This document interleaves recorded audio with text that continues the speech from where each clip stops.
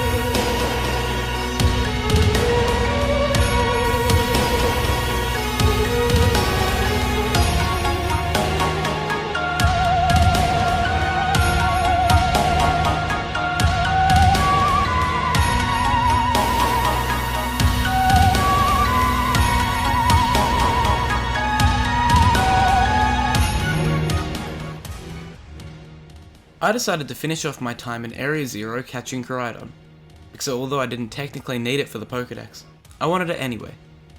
So I made my way up the path to catch it, and because it's a level 72 legendary, I decided to get it into the red to make it easy to catch. All I needed was to not get a critical... As I was saying, I went up the path to catch Koraidon, and after almost killing it again, and it trying to sweep my team in retaliation, I finally caught it, and along with it, every Pokemon I needed in Area 0. Upon leaving Area 0, I found one of the more interesting animations in the game.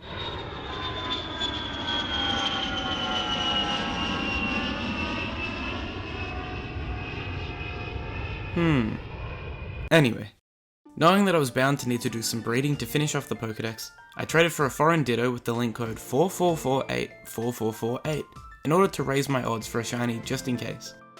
The reason I knew I'd need to breed was because I needed one of the rarest Pokemon in the game, sought after by all, which is so powerful that it's almost impossible to find. Surskit. For some reason I couldn't find one for the life of me, no matter where I checked, and because I had too much pride to check online exactly where to find it, I instead decided to waste 30 minutes of my time breeding for one. So after wasting my own time for something that could have been much easier, I continued catching Pokemon and started doing some raids. While catching Pokemon and exploring a random cave, I found a shiny Sableye, already my second shiny of the video in very little time.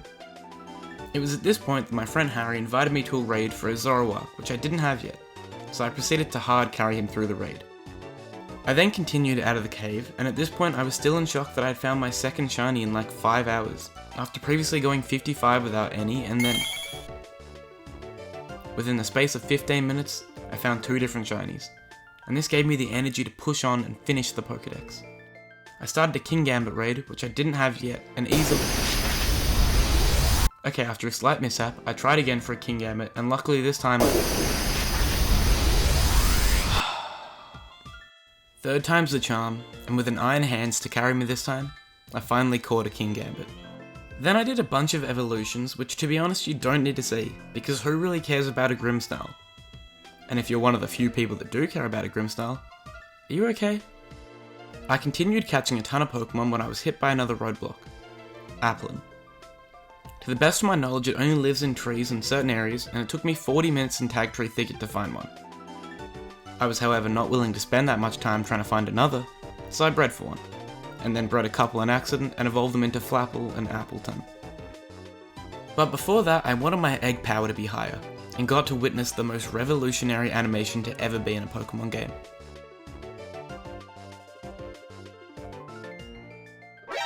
NANI? For some reason, I then decided to breed a Slacking instead of just catching a Slack off, and it took 10 minutes to produce an egg, because you know, look at him. I don't want to disturb his beauty sleep. Next up, I did some trade evos like Scizor and Slowking, as well as becoming best friends with a Riola who then evolved. Then I traded for all the Paradox exclusives and Miraidon, and with that, I was in the home stretch with only 3 Pokemon remaining. First, I spent about half an hour collecting all the coins I needed to evolve Gimmighoul, and I was excited to evolve it, because I knew it was the 1000th Pokemon ever, so surely it had to be cool, right? I now had 2 Pokemon left, Chi-Yu and Ting-Lu, because I'd already caught Wo-Chien and Chen-Pao. So I collected the swords, which is honestly kind of fun, and then it was encounter time. Chi-Yu was first, and then after catching Ting-Lu, I'd accomplished my goal. My Pokedex was full, and after heading over to see the professor, I finally picked up the shiny charm. But the first thing I did after getting the shiny charm wasn't even to hunt for a shiny. I was looking for a Sandy Shocks because I thought it was a Violet Paradox for some reason, so I had it traded to me. I found what I wanted, but then I found something a little bit cooler. Finding a shiny literally 5 minutes after getting the shiny charm was pretty cool, but there was one shiny I needed as my first actual shiny hunt in Gen 9. I made a very appealing sandwich which could use a little bit more ham, and then set out in the mud to find the best new Pokemon of Gen 9.